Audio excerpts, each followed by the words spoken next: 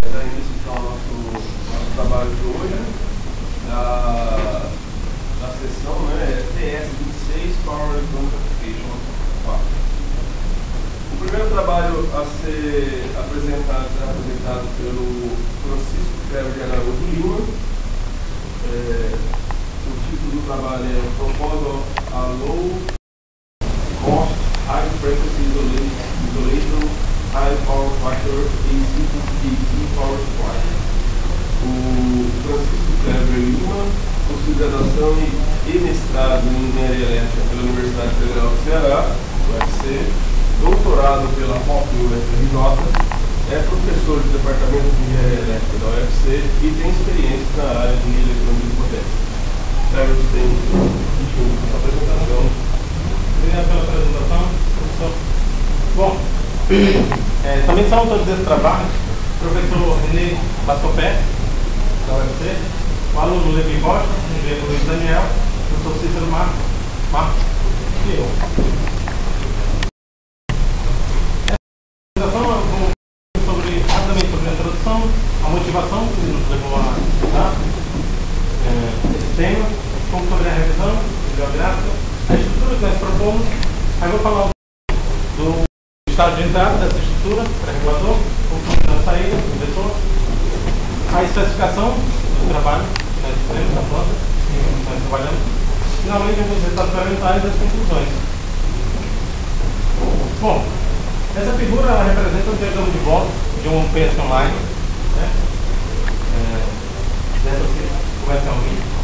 A gente pode ver o duplo estágio de conversão. Nós temos um pré-regulador, um entrada, um LCC, um inversor na saída, temos uma chave estática para o bypass, banco de baterias e finalmente a carga, que quase sempre é uma carga não linear. Ela tem essas características, geralmente essas características, porque é uma delas que teve na carga. A capacidade de prover uma tensão de saída com uma alta qualidade, né, confiabilidade da estrutura, a capacidade de alimentar cargas sensíveis e críticas, tá? Dado que você tem duplo estágio de conversão, e é um sistema ininterrupto de energia, ou seja, ele alimenta continuamente a carga.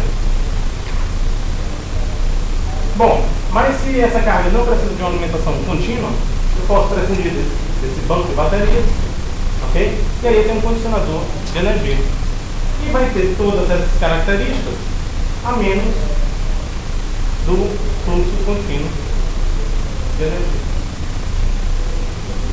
Agora, qual a motivação de se estudar condicionador de energia? É que, por vezes, a tensão disponível, ela não tem uma boa qualidade. Okay? Então, procurando na...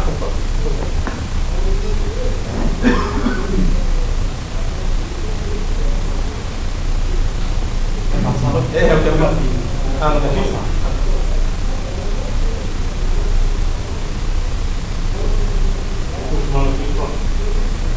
Bom, procurando na literatura é muito simples, porém a maioria deles isolados em baixa frequência, esses dois. A nossa proposta é justamente um condicionador de energia, porém isolado em alta frequência. E aí esse condicionador, ele prioritariamente, né, trabalharia com correção ativa do papel de potência, certo? No nosso caso, com relação à tensão de entrada corrente, e aí a gente amarrou essa faixa de 90 volts a 264, porque 90 porque 264, então 90, 110 menos 20%, 264, 220 mais 20%, então a gente tem toda essa faixa aí para trabalhar. A gente tem uma tensão com boa qualidade na saída, né? No nosso caso também 115 volts, isolação alta frequência, e por isso a gente pode ter um baixo custo para essa estrutura. Bom, aqui a gente tem a nossa topologia, né, o estágio de potência da nossa topologia, onde nós temos aqui a rede, tá? Temos as principais formas de onda em determinados pontos do nosso circuito. Temos um retificador de iodo, tá? Nós temos um conversor playback, que vai ser responsável pela correção da potência, o filtro LC. Nós temos o estágio de saída, LCC e inversor. Bom, como a gente já falou, o pré-regulador vai ser responsável pela correção ativa do fator de potência. Tá? E a gente está usando uma estrutura diferente, uma estrutura flyback.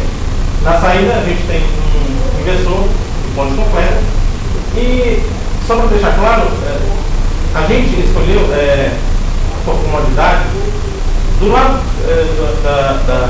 do flyback, a gente fazer esse controle analógico.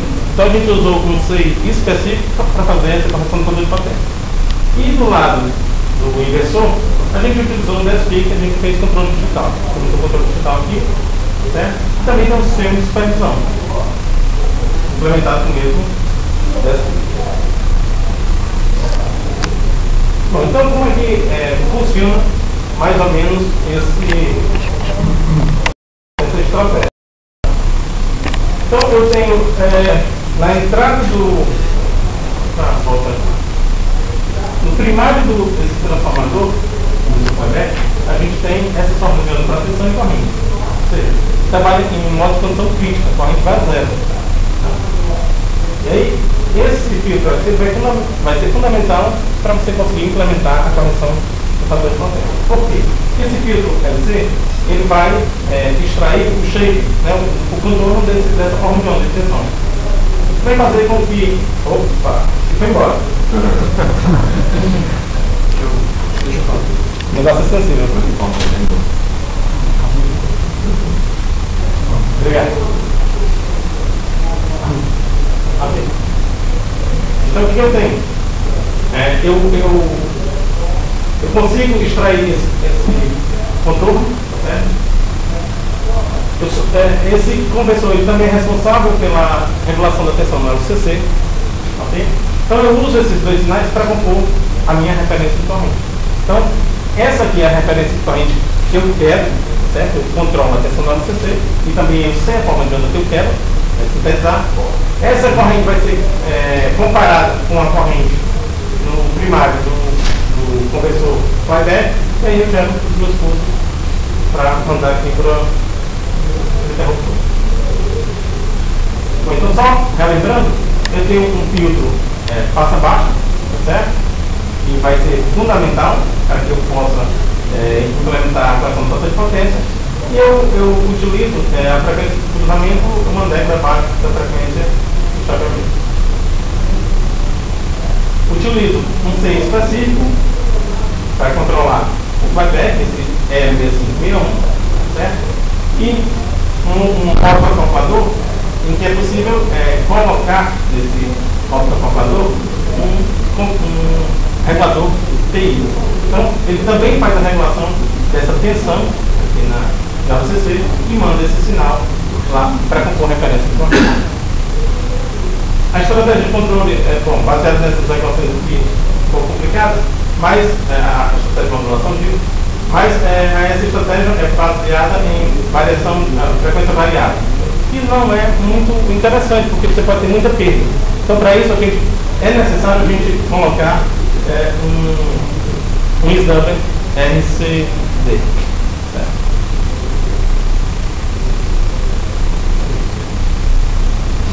Bom, aqui a gente já tem o inversor, tá? Uma configuração clássica, ponto completo, onde eu faço realimentação de tensão e de corrente, tem uma malha mais externa para controlar a tensão, uma malha mais interna para controlar a corrente, gero o sinal de referência e tento sintetizar os pulsos aqui para esses interruptores. Bom, eu tenho como características para a nossa planta 115 volts de saída, uma frequência de 60 Hz, tá? A gente usou modulação pedagógica unipolar para ter possibilidade de redução dos magnéticos. E eu utilizo um PID, o controlador PID para fazer a regulação de tensão e um controle PI para fazer a regulação de corrente. Esse sistema aqui baseado no DSP 3020, que também ele é um sistema, eu implemento uma supervisão. Então ele monitora a tensão do LCC, também também monitora a corrente de saída para o caso de proteção contra curto-circuito.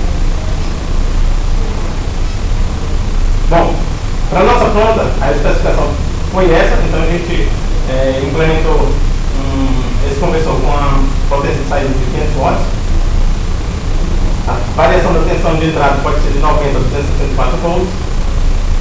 A gente tem uma frequência de entrada de 60 Hz, fator de potência próximo de 1. A gente vai ver que o fator de potência ele muda bastante quando você passa de 110 volts para 220 volts. Né?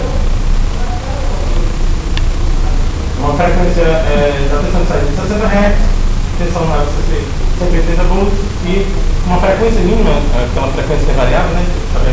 40 kHz. Foi percebido para essa planta.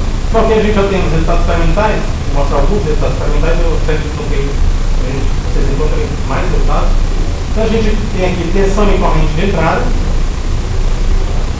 para uma alimentação de 110 volts. Okay. A gente tem a tensão e a corrente no primário, chaveado no primário do transformador do playback. Para 220 volts, essa corrente já distorce um pouco. Agora tem uma tensão maior, uma corrente menor. É impossível você fazer o mesmo. Você faz um projeto só para o filtro, então para atender todo esse range de entrada é muito complicado. Tá certo? Então você vai ter a degradação da corrente quando você aumenta essa tensão. Agora aqui alimentando cargas lineares e não lineares, tá certo? Tensão de saída, corrente de saída. Quando eu ponho uma carga não linear, essa tensão distorce um pouco, eu vejo que a gente está tecnicando um pouquinho ainda nessas margens de controle de pressão. Também a gente está mostrando aqui a dinâmica, por exemplo, eu faço o degrau de entrada, na tensão de entrada, tá? A tensão de saída ela não percebe esse degrau. E aplica um curto-circuito, okay? Que tem a tensão de entrada, tensão de saída em azul. Azul claro, em verde, melhor, em azul a corrente de saída, aplica um curto-circuito, okay? E a corrente foi limitada.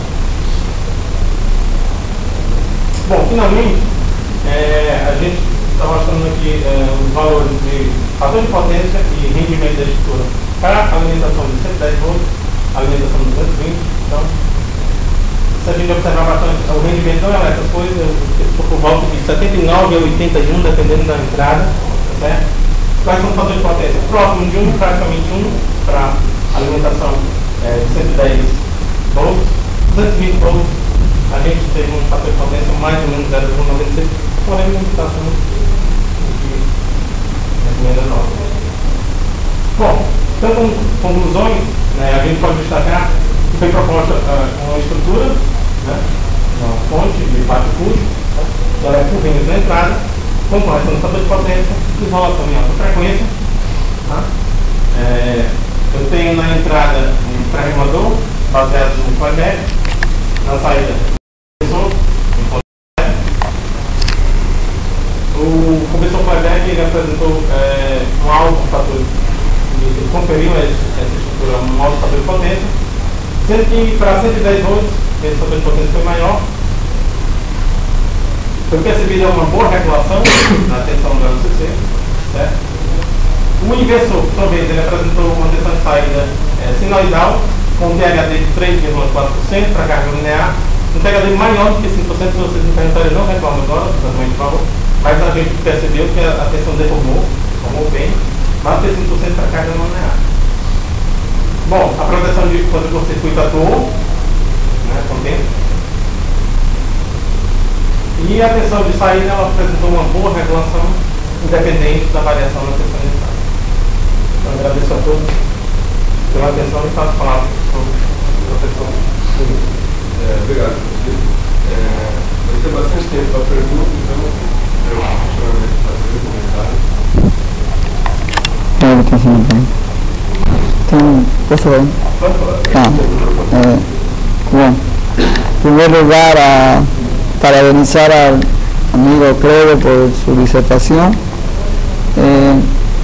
Eso nos acompañó también en ese trabajo de vocês. Mi pregunta es la siguiente. como es un conversor que se va a usar para teóricamente cargas de informática, vi que con carga no lineal tengo una distorsión de THD de mayor de 5%. ¿Qué estrategias vosotros plantearían en la malla de tensión, no? Porque vos creo que expresó que está usando un regulador proporcional integrado. Como usan DCPIC, yo acredito que vos podrían implementar un algoritmo para mejorar esa THD, para que esté dentro de la norma, que tenga que ser menor o igual que 5%. Y mi otra pregunta es la siguiente. La eficiencia yo achei que podría ser mejorada en vez de usar ese snapper disipativo. No sé si vosotros, ya que en el Congreso tiene varias propuestas de snapper activo y que no son muy caras actualmente, porque antiguamente eran muy caras. Si para subir el rendimiento creo que estamos alrededor de 84%, ¿no? Porque se podría decir más de 90% ya como una cosa más optimizada. Porque para virar producto industrial, si se quiere sustituir al módulo isolador de baja frecuencia, tengo que tener un rendimiento un poquito en el crédito mayor. Eso serían mis comentarios. ¿Qué vos se plantea? Com relação à estratégia para melhorar a tensão, com respeito à carga não linear, eu não saberia te dizer o que a gente ainda vai fazer para tentar melhorar isso, tá? Com relação ao rendimento, eu particularmente, eu não acredito muito nessa estrutura comercialmente, justamente por conta do conversor aberto. Quando você enrola esse transformador, você vai ter uma dispersão, tá? Não tem como você escapar disso, e qualquer mínima dispersão já é suficiente para você ter severos spikes de tensão lá no interruptor. Bom, aí você põe um snubber, que no nosso caso a gente usou dissipativo. Tá? Então essa energia toda ela vai ser queimada na resistência. Então acaba aquecendo demais. Então você tem que fazer um projeto muito bem elaborado desse transformador para que você tenha uma dispersão mínima possível. E eu não sei até que ponto, comercialmente, isso é permitido, porque comercialmente é outro mundo. Ou seja, as próprias pessoas, elas limitam o tipo de caixa que você tem que usar. Você não pode usar qualquer caixa. Você não pode colocar isso dentro de qualquer envolve. Você tem perfis rígidos, assim, em termos de dimensões, você tem que respeitar. Tá? E eu não sei se a gente conseguiria juntar esse projeto mecânico e o projeto elétrico e chegar num ponto ótimo para melhorar esse rendimento. Eu não acredito muito nessa estrutura por conta disso, para a questão comercial. Eu lembro do seu teste de mestrado, faz tempo, lembro de que foi um exame dissipativo. Não dissipativo, eu não estou mais lembrado desse nome. Por que é que ele não foi usado aí? Professor, é o seguinte, na verdade, como teria a possibilidade de ser uma coisa comercial, um snubber não dissipativo, aquele que eu utilizei, com tantos elementos, você tinha 6 elementos a mais, eu acho que a confiabilidade acaba caindo.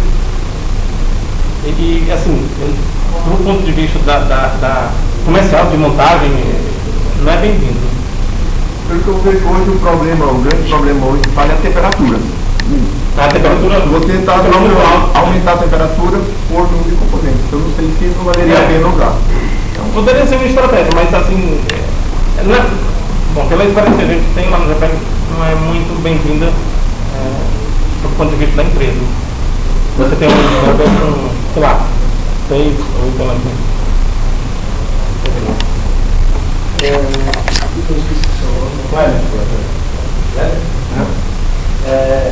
Deixa eu tentando entender um pouquinho a motivação do trabalho.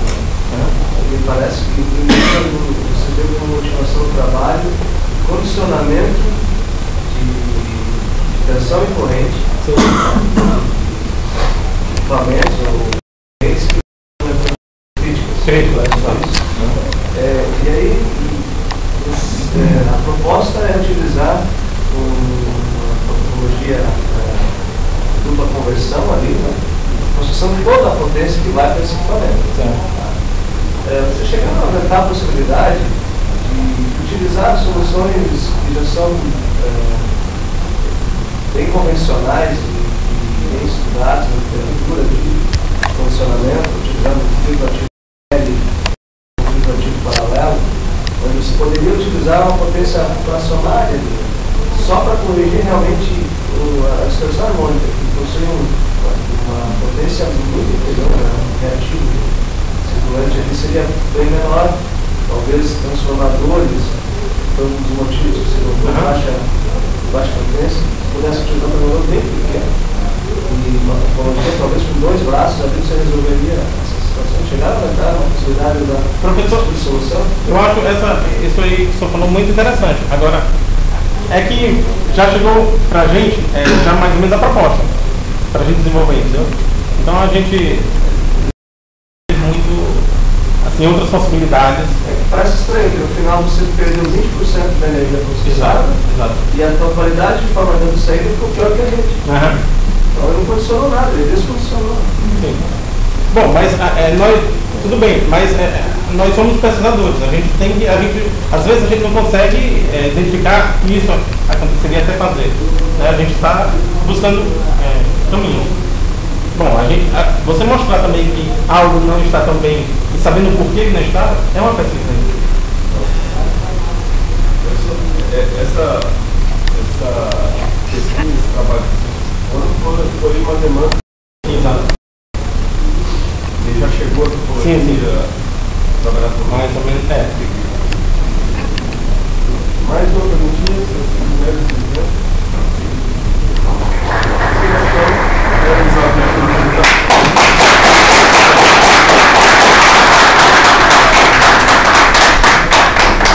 Parabéns. Foi muito bom.